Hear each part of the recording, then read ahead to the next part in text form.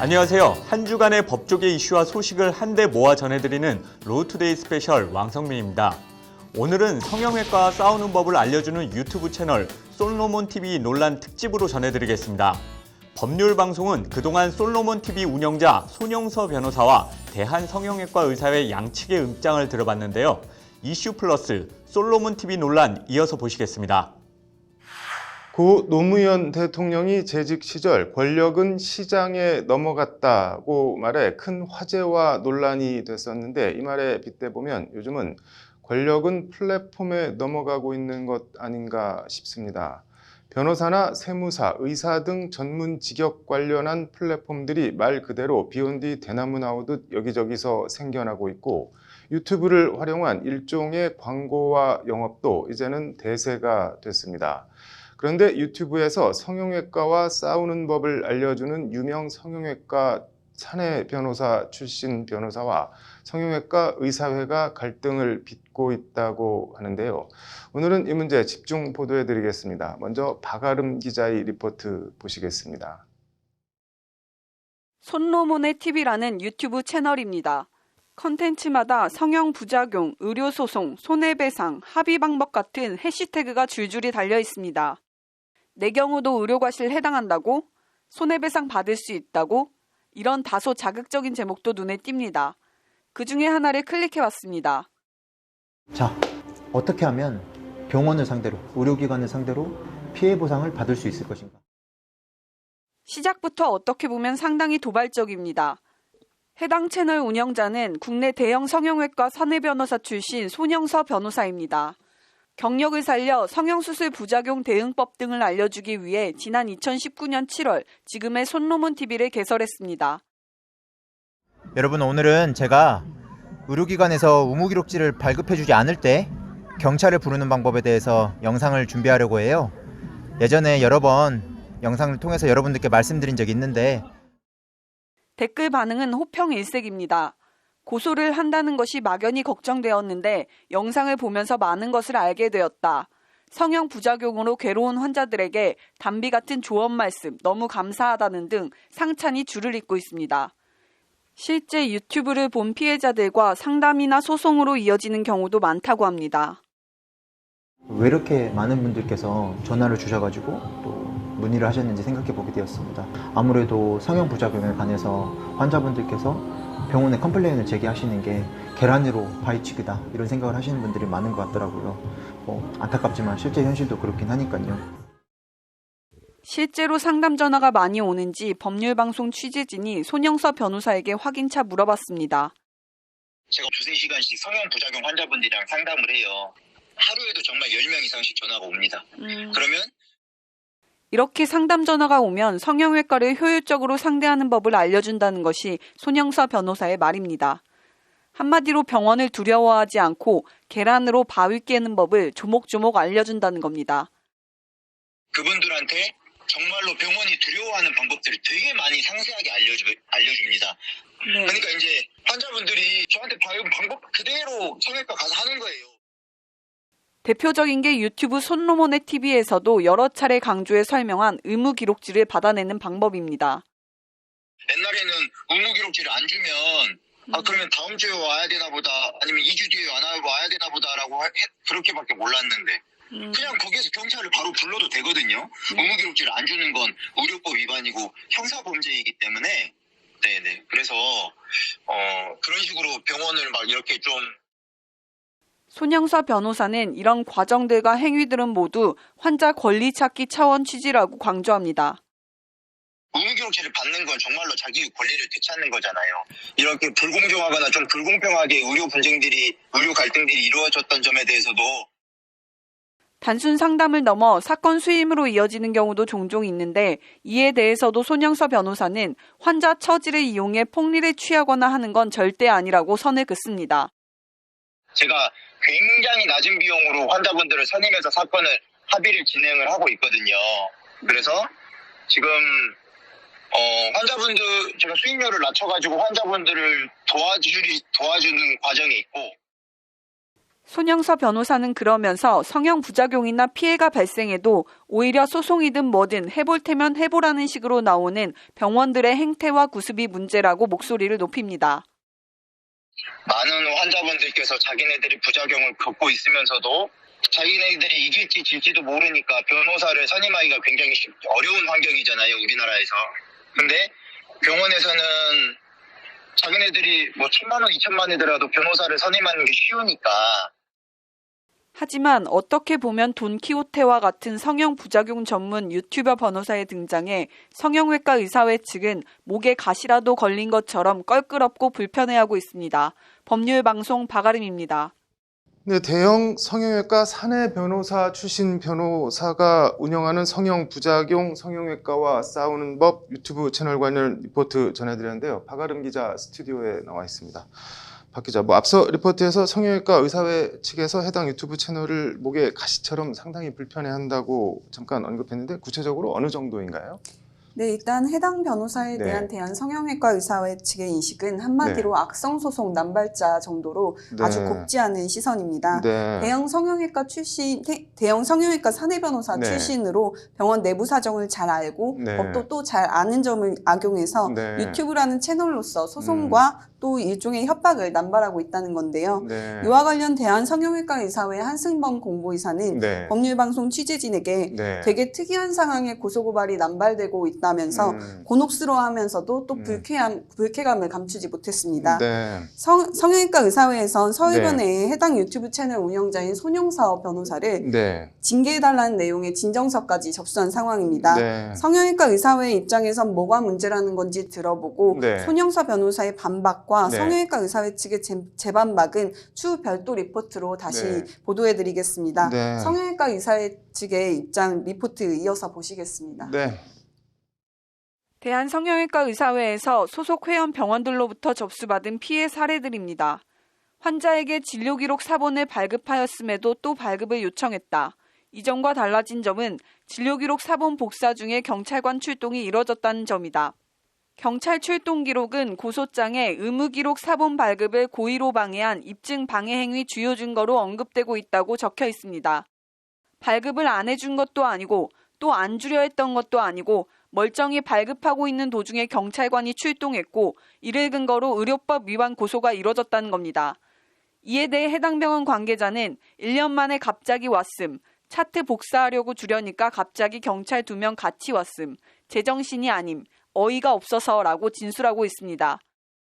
의무기록 사본이 이제 소송의 시작인데 의무기록 사본을 제출받는 게 그 과정에서 경찰 신고를 해서 경찰을 대동해서 의무기록 사본을 제출받습니다. 그러면 경찰 출동 기록이 남기 때문에 이것을 적극 활용하는 것 같고요. 일단 의료법 제21조 기록 열람 등 조항 제1항은 의료인이나 의료기관은 정당한 사유 없이 환자 본인의 의료기록 열람 및 발급 요청을 거부할 수 없도록 규정하고 있습니다. 이 의료법 조항을 악용해 의도적으로 분쟁 상황이 아닌데도 경찰을 출동시켜 기록을 남긴 뒤 의료법 위반으로 걸고 넘어지는 것 아니냐는 것이 성형외과 의사회 측 주장입니다. 저희가 제보를 받아보면 아예 경찰분을 대동하고 오시더라고요. 그래서 의무기록 사본 과정에 충돌이 있었다 혹은 지체되었다 발급이 이런 부분을 기입할 수 있도록 이렇게 사전에 준비를 하는 것 같습니다. 또 다른 사례는 서류 미비나 의무기록 기재 내용 자체를 문제 삼는 경우입니다. 이 역시 어떻게 보면 의료법 조항의 모호성을 악용해 코에 걸면 코걸이, 귀에 걸면 귀걸이식의 소송을 남발하고 있다는 것이 성형외과 의사회 측의 주장입니다. 사실 의무기록은 명확한 규정이 의료법에 아주 명시적으로 되어 있지는 않습니다. 그렇기 때문에 경우에 따라서 유죄가 될 수도 있고 무죄가 될 수 있는 소인도 많은데 이와 함께 인터넷에 악성 게시글을 올리는 식으로 일종의 온라인 여론전을 펼치며 병원 측을 압박하는 패턴을 보이는 것도 공통적인 양상이라고 성형외과 의사회 측은 말합니다. 이와 관련 성형외과 의사회에 접수된 또 다른 피해 사례를 보면 형사고소를 진행한 환자가 본인에게 불리한 내용을 삭제하고 전후 상황을 편집해 온라인상에 유포하고 있다며 곤혹스러워하는 사례도 있습니다. 고소장도 그렇고 후기를 빙자한 비판글도 그렇고 마치 어디서 배워서 찍어낸 것 같다는 겁니다. 어떤 정형화된 패턴의 악성 인터넷 게시글을 많이들 올리셔가지고 그것 때문에 또 괴로워하시는 부분이 있습니다. 고소장이나 이런 내용도 사실은 해당 병원이 아닌 내용도 막 들어가 있고요. 마치 컨트롤 C, 컨트롤 V로 이렇게 작성된 것 같은 내용이 다수 발견되었고, 이런 식으로 악의적인 소송이 남발되면 평판과 명성이 무엇보다 중요한 성형외과 특성상 울며 겨자 먹기로 합의하는 수밖에 없다는 것이 성형외과 의사회 측의 하소연입니다.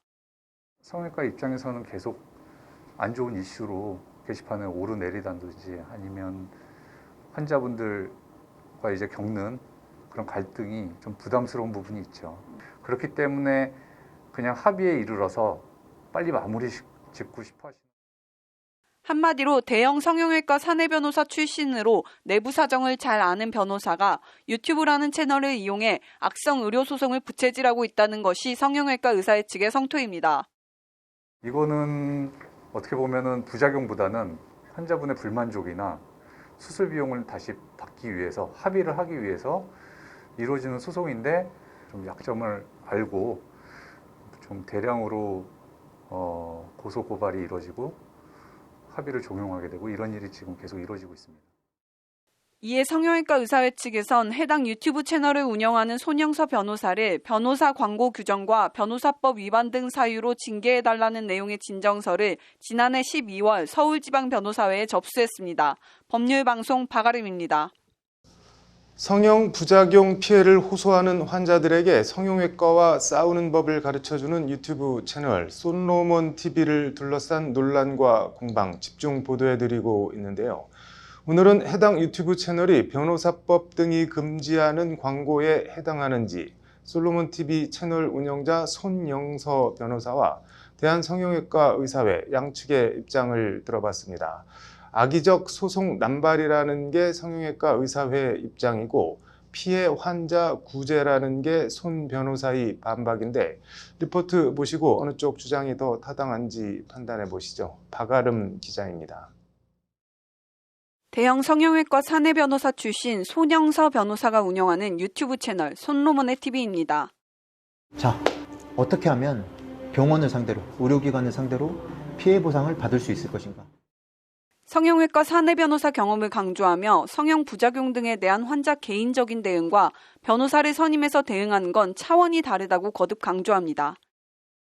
만약에 병원에 상대방 변호사로부터 소장이 날라오거나 내용 증명이 날라오거나 아니면 변호사랑 환자가 같이 병원에 내방하거나 그런 경우에는 대표 원장님께 바로 보고를 해서 무겁게 생각하고 논의를 진행하곤 했어요. 이에 대한성형외과 의사회는 해당 유튜브 채널 운영자 손영서 변호사가 변호사법 광고 규정 등을 위반해 환자들의 선동, 악의적인 소송을 남발하고 있다며 손 변호사를 징계해달라는 내용의 진정서를 지난해 12월 서울지방변호사회에 제출했습니다.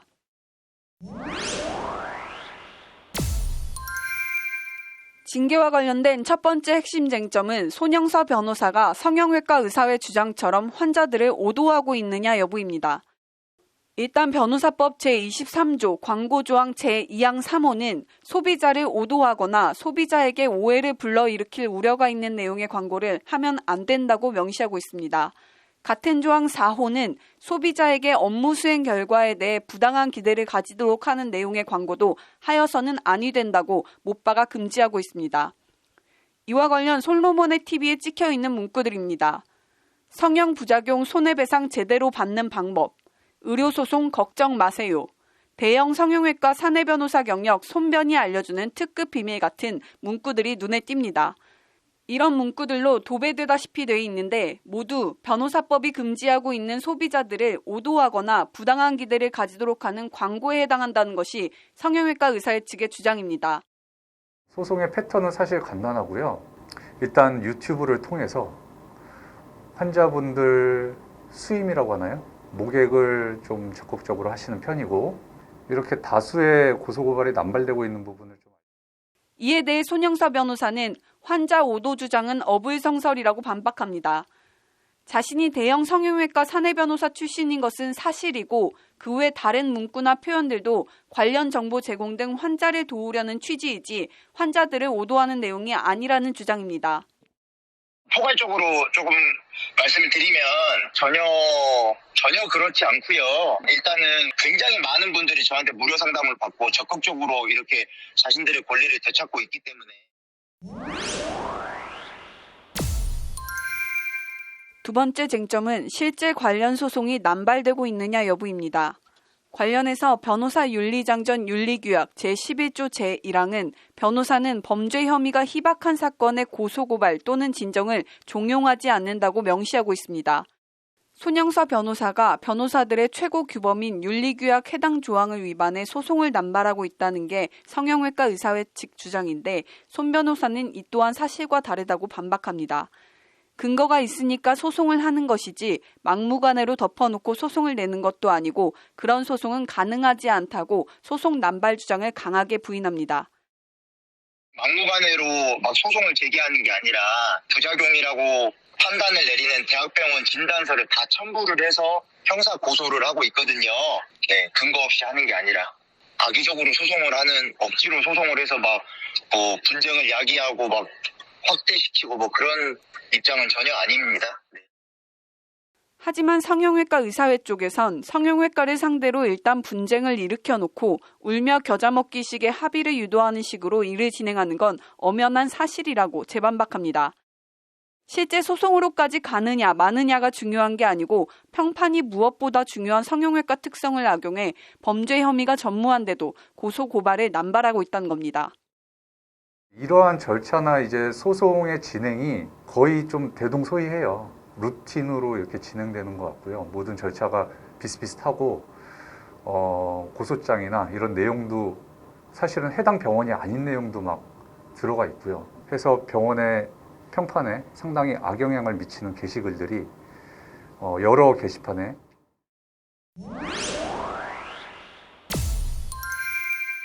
세 번째는 변호사 광고 규정 위반 여부입니다. 지난 5월 개정 전 법무사 업무 광고 규정 제4조 제6호는 부정한 방법을 제시하는 등 변호사의 품위 또는 신용을 훼손할 우려가 있는 내용의 광고 금지를 명시하고 있습니다. 또 같은 조 제7호는 법적 근거가 없는 자격이나 명칭을 표방하는 내용의 광고도 금지하고 있습니다. KBS 인증 성형 전문가 등 아무런 법적 근거도 대한변협 규정에도 없는 용어를 사용해 변호사 광고 규정을 위반했다는 것이 성형외과 의사회 측의 주장입니다. 그리고 보시면은 유튜브를 통해서 이제 본인의 소개라든지 아니면은 이게 유튜브라는 게 일종의 좀 광고 역할도 하지 않습니까? 이런 부분이 어떻게 보면 변호사 윤리에 어긋나는 부분이 있습니다. 이에 대해 손영서 변호사는 KBS 성형 부작용 관련 프로그램에 출연한 적이 있어서 KBS 인증이라는 표현을 쓴 것일 뿐 법적으로 하등 문제될 게 없다는 입장입니다. KBS가 인증해서 전문가라고 했다. 그런 느낌으로 그냥 KBS 인증이라고 표현을 했던 겁니다. 그게 전혀 불법은 아니고요. 그냥 표현의 자유에 포함되는 그런 거라고 생각이 듭니다. 그거를 왜 트집을 잡았는지 진짜 이해가 안 갑니다. 네.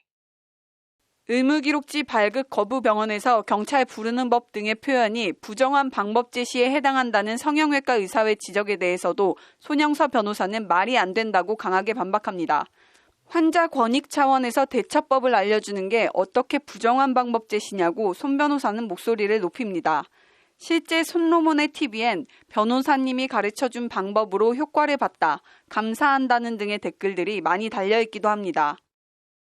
굉장히 많은 분들이 저한테 무료 상담을 받고 적극적으로 이렇게 자신들의 권리를 되찾고 있기 때문에 성형외과 의사회 입장에서는 그냥 신경질이 날 만도 합니다. 그래서 이에 대해 성형외과 의사회 측에선 손영서 변호사가 사실을 왜곡하고 오도하고 있다고 재반박합니다. 정상적으로 의무기록지를 발급하고 있는데도 무조건 경찰을 불러 경찰 출동 기록을 남긴 뒤 해당 병원들의 의료법 위반으로 몰아가는 등 부정한 방법을 쓰고 있다는 주장입니다. 환자들 입장에선 손 변호사 방법대로 하니 병원 측에서 합의하자고 나오니 당연히 좋겠지만 그게 손 변호사의 변호사 광고 규정 위반을 덮을 순 없다는 게 성형외과 의사회 측 주장입니다. 보통은 환자와 의사 간의 분쟁이 있거나 어떤 소요가 있거나 하는 상황에서 저는 경찰이 출동하는 걸로 알고 있는데 어필을 하시는 부분이 과연 변호사 윤리에 맞는 건지.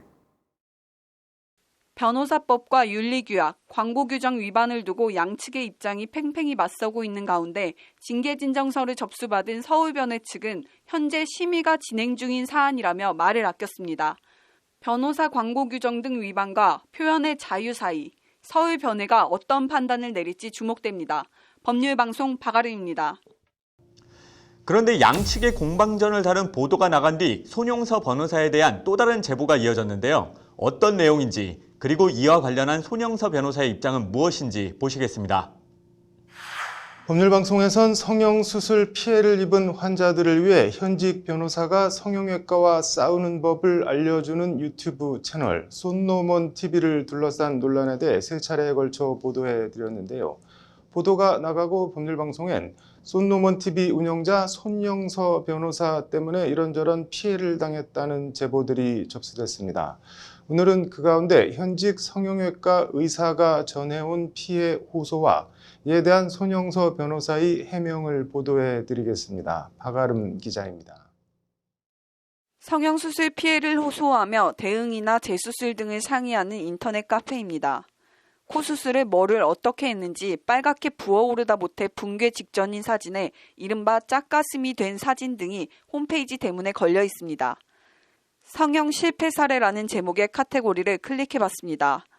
쌍꺼풀 망한 후, 눈 성형 실패, 비중격 휘어짐 실리콘 오른쪽으로 이동 같은 제목으로 이런저런 성형 피해를 호소하는 글들이 올라와 있습니다.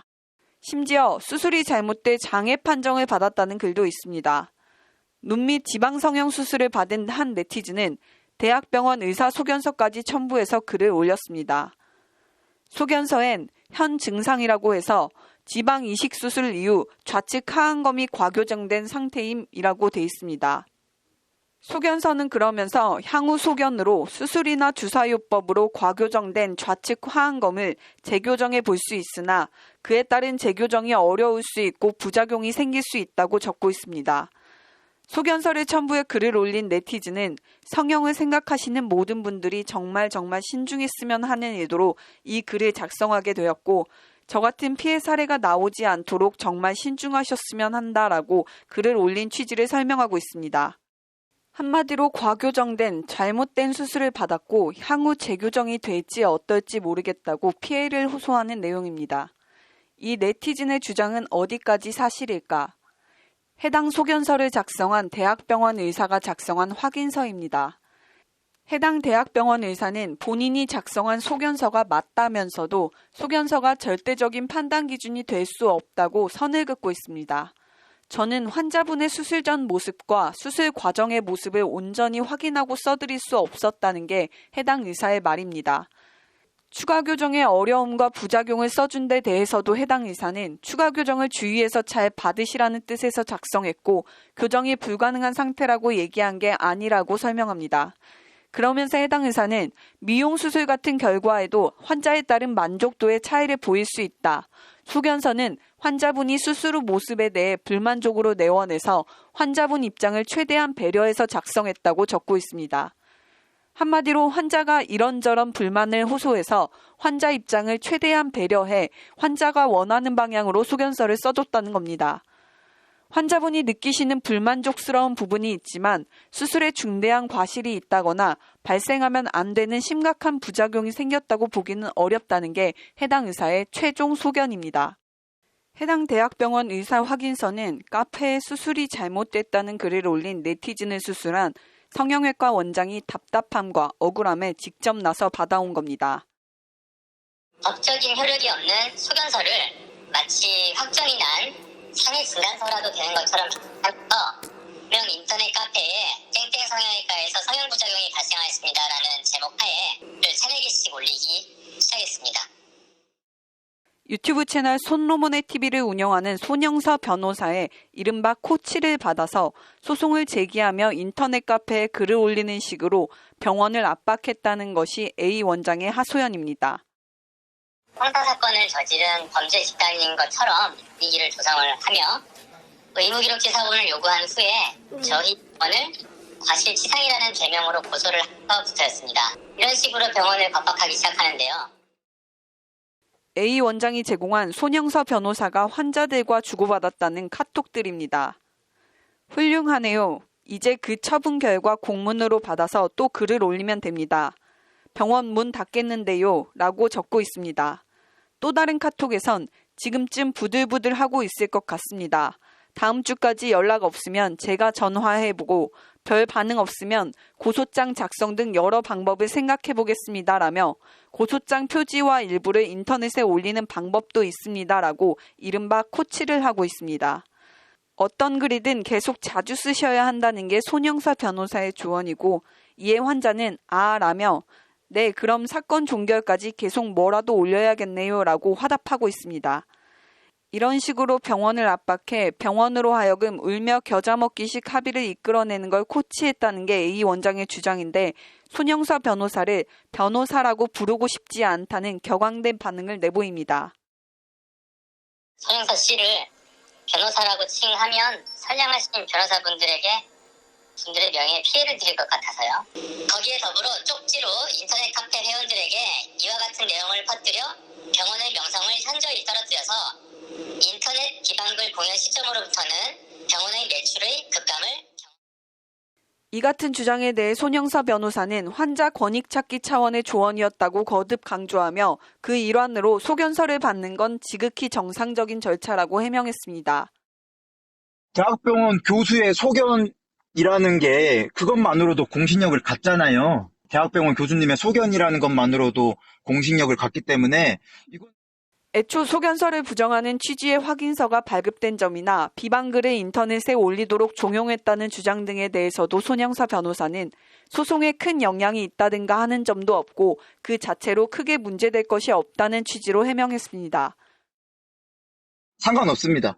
본인들이 소견서에 대해서 번복하셨다라고 어떤 사건인지는 알고 있습니다. 환자분한테 불리하거나 그런 거는 전혀 아닙니다. 이거는 의료소송을 잘 모르시는 어떤 의사 선생님이 하신 말씀이 아닐까 생각이 드네요.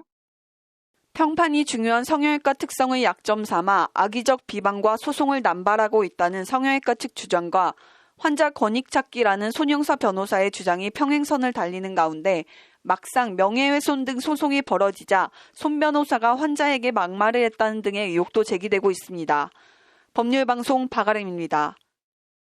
성형외과와 싸우는 법을 가르쳐주는 유튜브 채널 쏜노먼 TV 운영자 손영서 변호사는 이런저런 공익 활동을 인정받아 지난 2월 대한변협 우수 변호사로 선정되기도 했는데요. 손 변호사의 진면목은 공익과는 거리가 멀다는 제보가 법률방송에 이어지고 있습니다.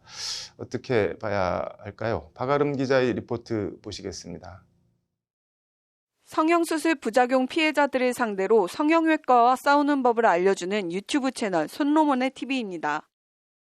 여러분 그럴 때는 무조건 경찰을 부르세요. 경찰을 무조건 부르세요. 뭐라고 하면 되는지 손노문 TV 운영자 손영서 변호사와 코 성형수술 부작용을 호소하는 최모 씨와의 전화통화입니다. 의무기록지를 받기 위해 성형외과를 가고 있다고 하자 손 변호사는 경찰에 불렀냐고 확인한 뒤 경찰을 부른 이유를 묻습니다. 그럼 우리가 경찰을 부른 이유는 뭐라고요? 우리 왜 경찰 부른 거예요? 아마 줄 건데도 우리가 경찰 부른 이유. 600만 원 받을 거 1000만 원 받을 수 있다고 그렇게 말씀하신 것 같은데. 그게 아니고. 그런데 말이 좀 이상합니다. 병원에서 의무기록지를 줄 거라면서도 굳이 경찰에 불렀고 부른 이유를 일종의 학습을 시키고 있습니다. 뭐냐면 일단 의무기록을 조작할 우려가 있어서 그렇다. 이걸 기억하시고요. 왜 불렀냐고 물어볼 거 아니에요. 예. 의무기록 조작할 우려가 있어도 그렇다. 의무기록도 안 줄 게 뻔하니까 불렀다. 아시겠죠? 네. 손 변호사는 그러면서 스스로를 배후라고 지칭하며 배후에 변호사가 있다는 건 말하지 말라고 코치를 합니다. 그 다음에 변호사 이야기는 하지 마시고요. 왜냐면 변호사 이야기를 하면 우리 환자분 편을 조금 안 들을 수가 있어요. 네네. 뒤에 배후에 변호사가 있다는 걸 알면. 그래서 사실은 동행하는 게 어려운 게 아닌데도 제가 환자분이랑 동행하기 어려웠던 이유는 그런 부분들이 있습니다. 그러면서 반드시 경찰이 출동했다는 기록을 남기라고 거듭해서 강조합니다. 무슨 말이냐면 기록을 왜 못해요? 경찰이 나왔는데 어떻게 기록이 안 남겠어요? 그쵸? 네. 우리 환자 오늘도 경찰들한테 그 기록을 남겨달라고 하세요. 의무 기록을 안 주려고 했는데 경찰이 오니까 의무 기록을 줬다 이런 기록을 남겨달라고 하거든요. 그러더니 환자에게 다시 질문과 답변 연습을 시키고 제대로 따라오지 못하자 왜 손로몬의 TV를 제대로 보지 않았냐는 식으로 타박을 합니다. 자, 환자분 따라해 보세요. 제가 두 가지 말씀드렸죠. 어떤 걸 기록해 달라고 해야 됩니까? 네. 첫 번째는 뭐라 그러지? 아니 왜 이렇게 영상을 안 보시고 가셔가지고 다시 한번 하실게요. 그리고 반복 학습이 이어집니다. 첫 번째는 내가 경찰 부른 이유는 따라해 보세요. 내가 경찰 부르는 이유는 네, 경찰 부른 이유는 의무 기록을 조작할까 봐 그랬다. 의무 기록지를 조작할까봐 그랬다. 자 다시 한번. 내가 경찰 부른 이유는 내가 경찰을 부른 이유는 의무 기록지를 조작할까 봐 그랬다. 의무 기록지를 조작할까봐 그랬다. 통화 녹음을 법률방송에 제보한 최모 씨의 언니는 손영서 변호사가 이런 식으로 동생을 학습시켜 경찰 출동 기록을 남기게 하고 다른 병원에서 소견서를 받게 한 뒤 인터넷에 해당 병원을 비방하는 글을 올리라고 종용했다고 주장합니다. 그러니까 빠른 합의 유도를 위해 가지고 병원과 빠른 합의 유도를 위해서 그 병원 압박하기 위한 수단으로 동생과 저한테 비방의 목적인 걸로 인터넷 게시글 댓글 1위 시위를 지시했었어요. 비방글 올려야지 그래야 빠른 합의를 볼 수 있다고 합의금 또한 높게 받을 수 있다고 지시를 해요. 변호사가 시키니까 별 문제 없겠지 하고 하기는 했는데 지금과 돌이켜 생각해보면 무책임하기 짝이 없다고 최 씨는 목소리를 높입니다. 이거는 이게 솔직히 이 변호사라는 거는 자기 의뢰인을 이게 위험 요소가 될 수 있는 거는 분명히 안 시키는 게 많이 맞아요. 맞잖아요.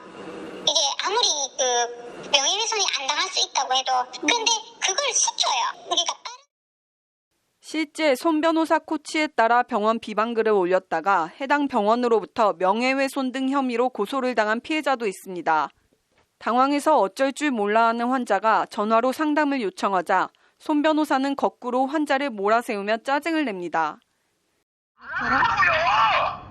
진짜 짜증나네. 경찰 조사에서는 하더라고요. 뭘 하십니까? 대답하기 어려운 질문 뭘 하던가요? 환자가 제가 말씀을 드렸잖아요. 뭐라고 답변해도 상관이 없다고요. 동생의 전화 녹취를 법률방송에 제보한 최 씨도 비슷한 일을 겪었다며 본인과 손영서 변호사의 통화 녹음을 공개했습니다. 그 병원 용서 못하니까 고발해주세요. 그러면 형사 고발이라도 해주세요. 민사합의는 따로 볼 테니까 고발해주세요. 민사합의 따로 본단 말이 뭔 말인데요, 그게. 무슨 말씀인지도 모르면서 막 그렇게 말씀하지 마세요. 지금 무슨 말인지를 모르시잖아요, 그게.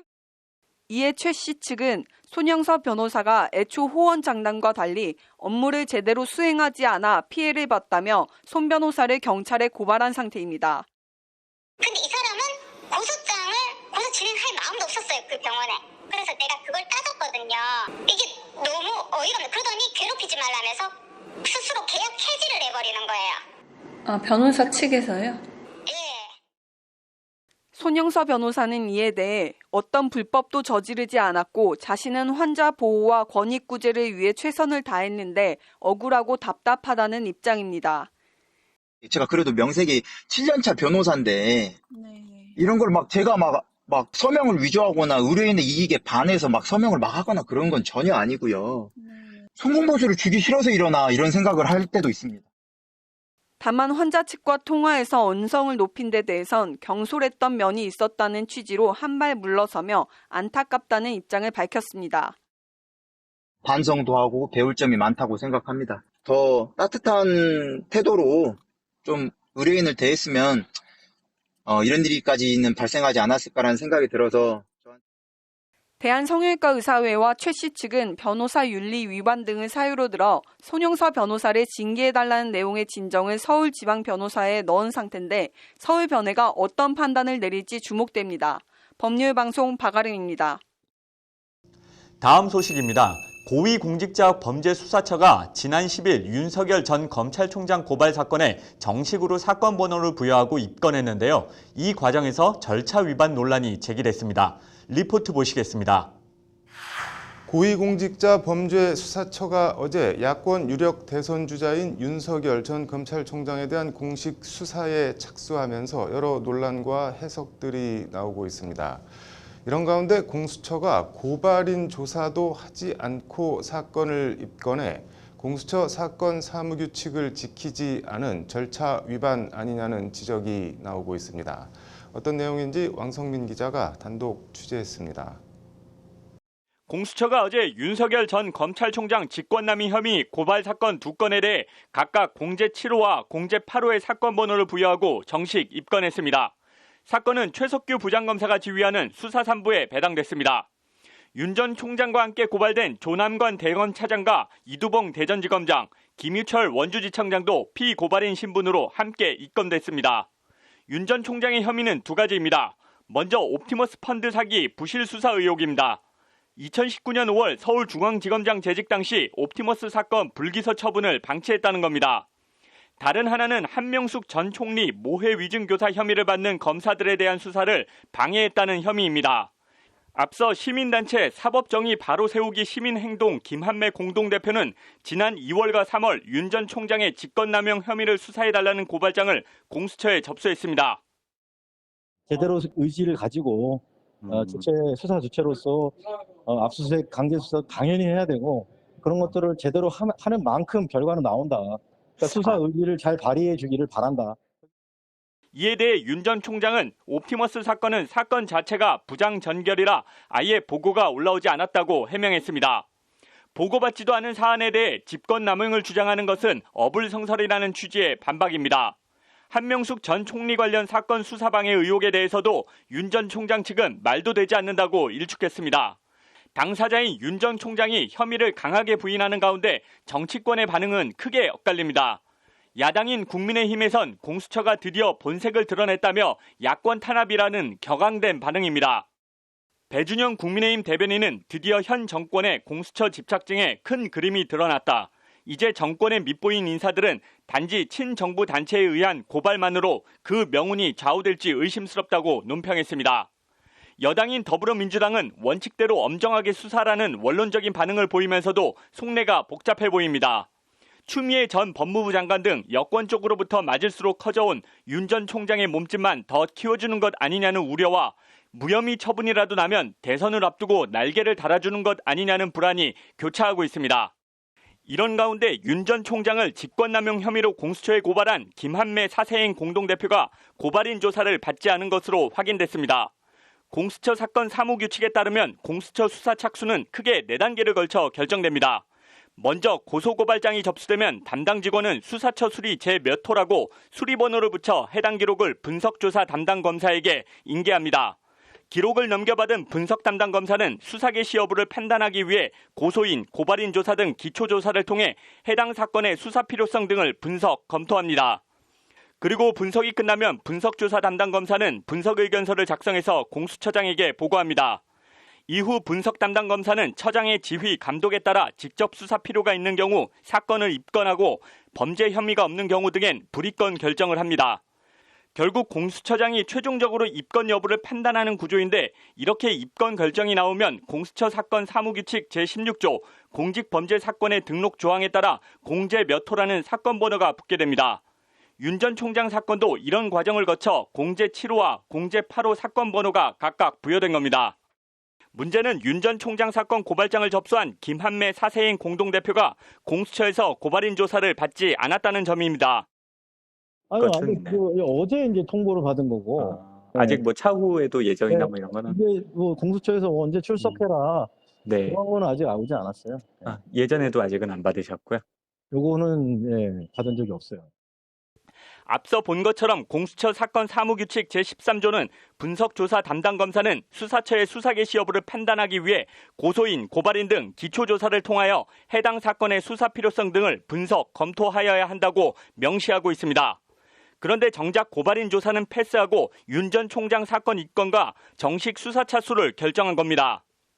조문이 고소인 고발인 등 기초조사라고 등이 들어가 있어 다른 방식으로 기초조사를 했을 수도 있습니다.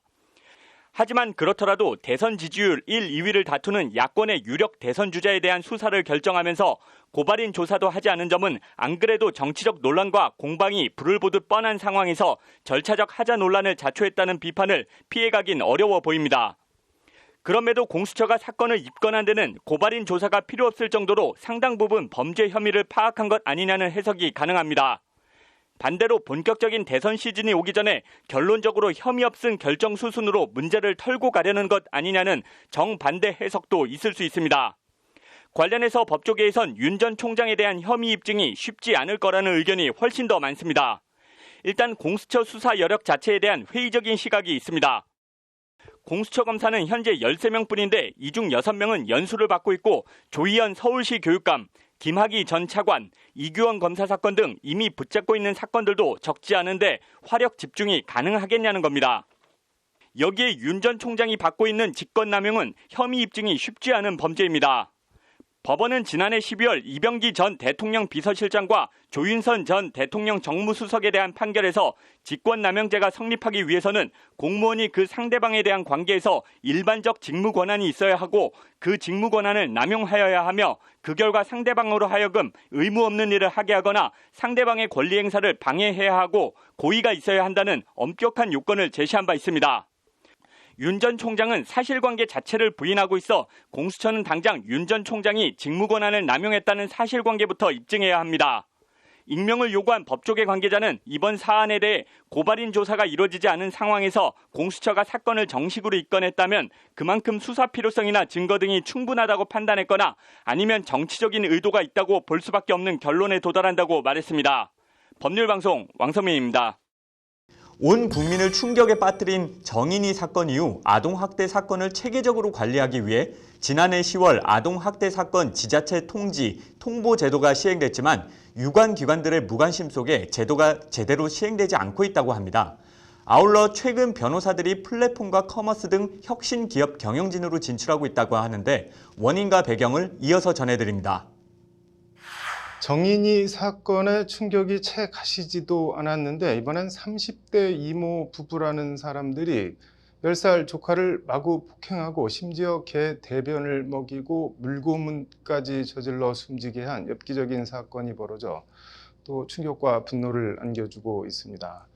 이런 아동학대 사건을 좀 체계적이고 유기적으로 다루기 위해 지난해 10월 아동학대 사건 지자체 통집 통보 제도라는 게 시행됐는데 혹시나 했는데 역시나로 나타났습니다. 법원과 경찰 등 유관기관들의 무관심 때문인지 게으름 때문인지 제도 시행이 아주 미흡하다고 하는데 장한지 기자가 취재했습니다. 지난해 10월 양모의 학대와 양부의 방임 속에 입양 8개월 만에 췌장절단 등 끔찍한 상흔을 남기고 사망한 정인이 학대 사망 사건. 사망 당시 정인이의 나이는 불과 16개월이었습니다. 이 사건은 입양기관과 어린이집, 소아과 의사 등 3차례 아동학대 신고가 접수됐지만 제대로 된 조치도 수사도 이뤄지지 않아 더욱더 큰 안타까움과 분노를 자아냈습니다. 아동학대 방지와 관리에 구멍이 뚫린 건데 지난해 10월 아동학대처벌법 개정으로 아동학대 사건 관련 지자체 통지 통보 제도가 시행됐습니다. 개정 아동학대처벌법 제19조 아동학대 행위자에 대한 임시조치 조항 7항은 법원은 임시조치를 결정한 경우에는 시장, 군수, 구청장 및 피해 아동 등을 보호하고 있는 기관의 장에게 통지해야 한다고 명시하고 있습니다. 아동학대 행위자에 대한 임시조치는 피해 아동 등 주거로부터 격리, 100m 이내 접근 금지, 전기통신을 이용한 접근 금지 등의 조치를 말합니다. 같은 법 제21조 임시조치의 집행조항 2항은 집행 담당자는 아동학대 행위자의 임시조치 이행 상황에 대해 시도지사 또는 시장, 군수, 구청장에게 통보해야 한다고 통보 의무를 부여하고 있습니다. 여기서 집행 담당자는 가정보호사건 조사관이나 법원 공무원, 교정직 공무원, 보호관찰관, 수탁기관 직원, 경찰 등을 망라하고 있습니다. 아동학대 임시조치와 관련된 기관 종사자들에게 법원에서 어떤 결정이 내려졌는지, 결정 사항이 제대로 이행되고 있는지에 대한 지자체 통보 의무를 부과하고 있는 겁니다. 개정 아동학대 처벌법은 또 접근 행위 제한, 사회봉사 수강 명령, 보호관찰, 보호시설에서의 감호 위탁, 의료기관에서의 치료 위탁 등 아동학대 가해자에 대한 보호처분 결정의 경우에도 임시조치와 동일한 규정을 두고 있습니다. 동법 제36조와 38조에서 법원 보호처분 결정의 지자체 통지 및 보호처분 결정의 집행 이행 상황에 대한 지자체 통보를 명시하고 있습니다. 법원, 교정 및 아동보호당국, 경찰과 지자체가 각각 따로따로가 아닌 아동학대 문제에 유기적, 총체적으로 대응하기 위해 도입된 조항들입니다.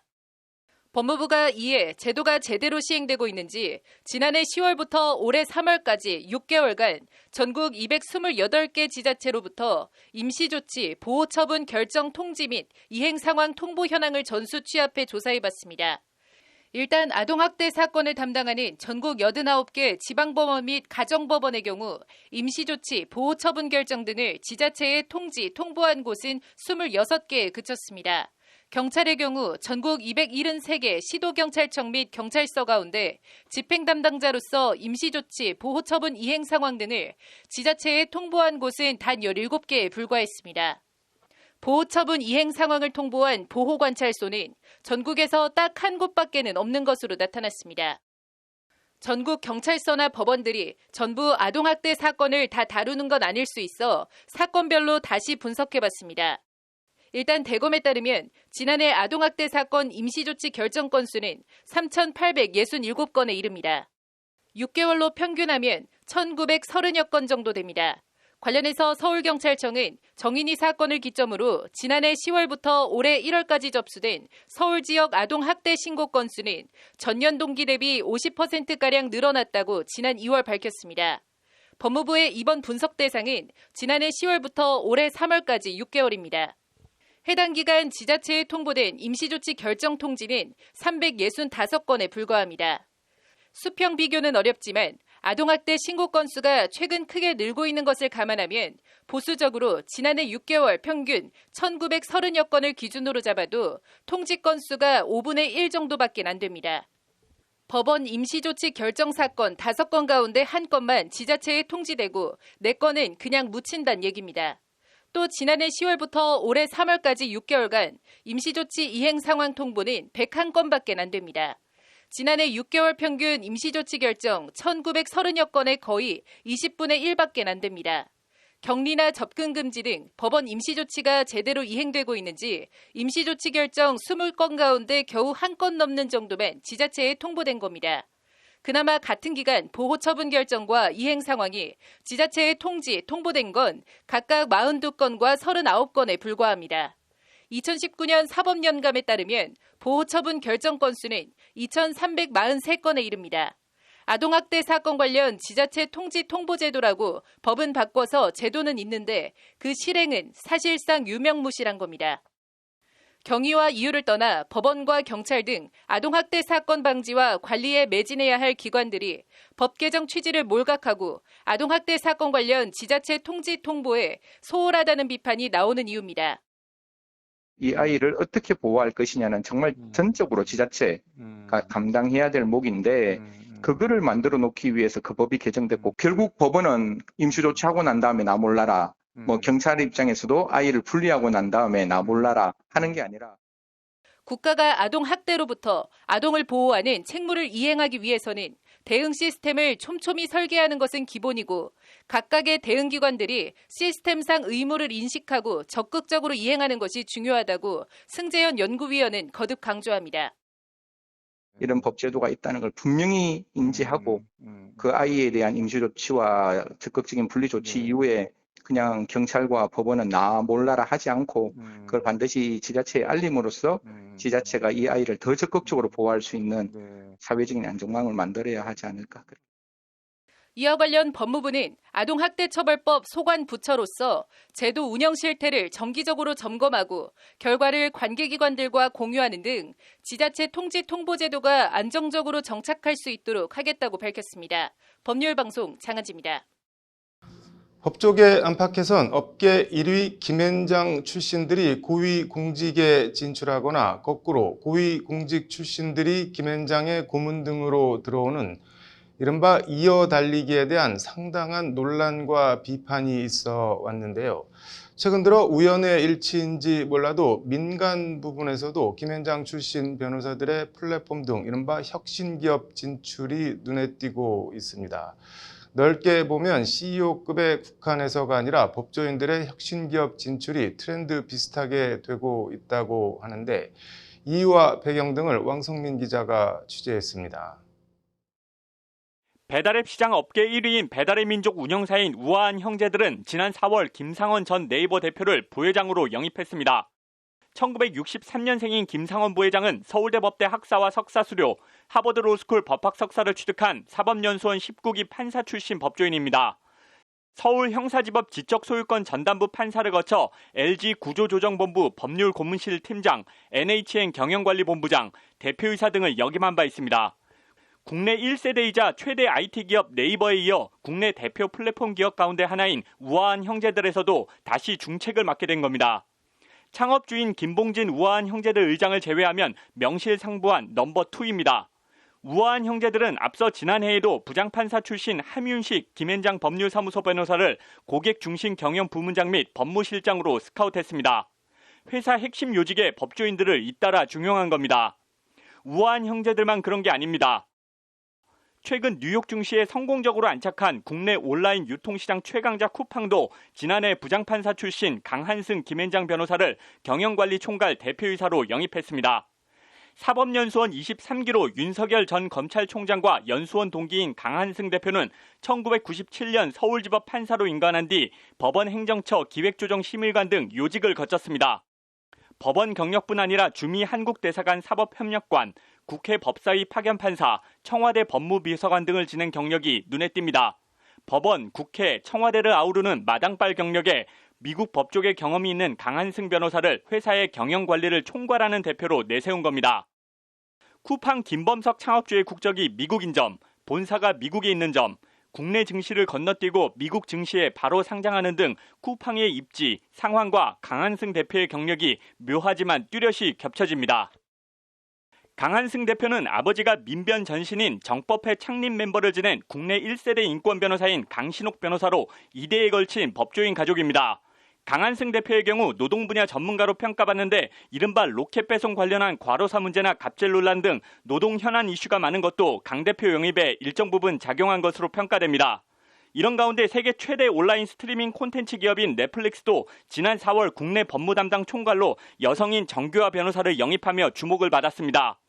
연수원 28기로 판사 출신인 정규하 변호사 역시 김앤장 이력을 바탕으로 최근까지 한국 마이크로소프트 정책협력 법무실장으로 활약해왔습니다. 단순한 법률 자문을 넘어 선제적 리스크 관리를 포함한 회사 경영이나 정책을 판단, 실행하는 역할을 수행했고 이런 역할은 넷플릭스에서도 이어질 것으로 보입니다. 이처럼 법조인들의 플랫폼이나 커머스 혁신 기업의 최고위 임원 진출이 늘고 있는 것은 두 측면이 있습니다. 먼저 변호사 입장에선 이미 레드오션 포화 상태인 기존 송무 시장을 넘어 새로운 시장 진출을 적극 모색하는 측면이 있습니다.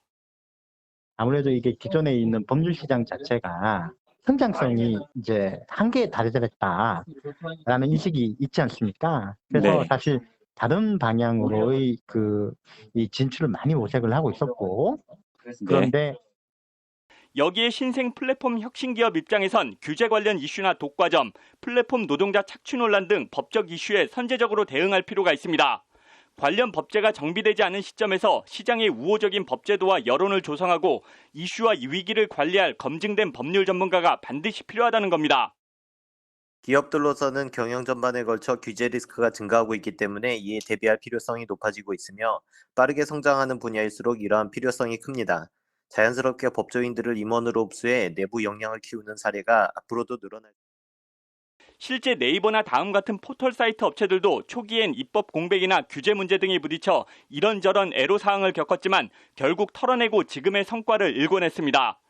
이처럼 회사 입장에선 위기 대응 등 회사 실력과 역량을 강화하고 법조인 입장에선 상대적으로 자유롭게 자신의 역량을 10분 발휘해 성과를 낼 수 있고 컴플라이언스나 리스크에 대한 매니지먼트에 대한 수요가 많거든요. 그래서 변호사들이 본인의 뜻을 펼치기에도 능력을 발휘하기도 아주 좋은 환경이고, 그렇기 때문에 사실 그 플랫폼 기업들의 변호사들이 매우 관심을 많이 가지고 많이 가고 있습니다. 이렇게 회사와 법조인, 법조인과 회사 양측의 이해가 맞아떨어지면서 혁신 기업들로의 법조인 진출 트렌드가 강화되는 선순환 구조가 만들어지고 있다는 겁니다. 기업 경영에 참여하는 법조인들이 긍정적인 활약을 펼치게 된다면 후배 변호사들이 기업에서 역량을 발휘하는 시스템을 구축하는 선순환을 이루면서 그리고 이런 경향은 비단 최고위 위원에 국한되는 게 아니라 법조계 전반에 부는 바람이라고 공정거래 전문 정종채 변호사는 말합니다. 시니어급 변호사들뿐이 아니라 로펌에서 이제 막 유학 갔다 온 주니어 파트너 아니면 시니어 어소시에이트급에서도 특히 공정거래 분야에서는 그런 플랫폼 기업들 또는 4차 산업에서 뜨고 있는 기업들에 대한 진출 욕구가 되게 강해요. 여기에 신생 플랫폼 혁신 기업들이 계속 등장, 성장해 가고 있는 것도 일종의 인큐베이터처럼 법조인들의 혁신 기업 진출 흐름과 경향을 강화하고 있습니다. 이미 성공을 거둔 기업뿐이 아니고요. 이제 성공으로 나가는 기업들이 있지 않습니까? 이런 곳에서도 아주 이제 역량 있는 그 파트너급 변호사들이 법무팀장이나 이런 쪽으로 진출하고 있고, 그리고 로펌에서 갈고 닦은 뭐 7년차, 8년차, 9년차, 10년차 이런 그 변호사들도 사실 거기 팀장급으로 많이 이직하고 있어요. 이처럼 법조인들의 플랫폼 4차 산업 혁신 기업 진출 바람이 법조 시장 확대와 법조인 본인, 회사, 플랫폼 노동자들의 상생으로 이어질 수 있을지, 아니면 갑질과 착취 논란을 잠재울 논리 개발이나 법률 대응, 오너나 회사의 방패막이 정도 역할에 그칠지 법조계 안팎에 관심이 쏠리고 있습니다. 법률방송 왕성민입니다. 로투데이 스페셜 준비한 소식은 여기까지입니다. 시청해 주셔서 감사합니다. 다음 주에도 더욱 알차고 풍성한 소식으로 찾아뵙겠습니다.